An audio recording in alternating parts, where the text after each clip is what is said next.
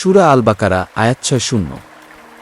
আর যখন মূসা তার সম্প্রদায়ের জন্য পানি প্রার্থনা করল, তখন আমি বললাম, তুমি তোমার লাঠি দিয়ে পাথরে আঘাত করো। তখন সেখান থেকে 12টি প্রস্রবণ নির্গত হল।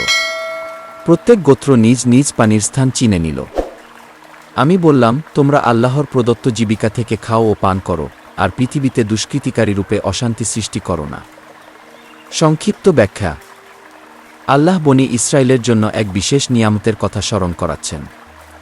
তারা যখন তৃষ্ণায় কষ্ট পাচ্ছিল, মূসা আলাইহি ওয়াসাল্লাম আল্লাহর কাছে পানি প্রার্থনা করেন। আল্লাহর নির্দেশে তিনি লাঠি দ্বারা পাথরে আঘাত করেন এবং অলৌকিকভাবে 12টি প্রস্রবণ বের হয়। তারা প্রত্যেকেই পানি পেয়ে যায়। আল্লাহ সতর্ক করেন যেন তারা এই নিয়ামতের অপব্যবহার না করে, বরং শুকর আদায় করে। নবীর দোয়ায়ে আল্লাহ বড় বড় সমস্যা দূর করে দেন। আল্লাহ যখন নিয়ামত দেন, তখন কৃতজ্ঞতা প্রকাশ না করা আল্লাহর নিকট অপছন্দনীয়।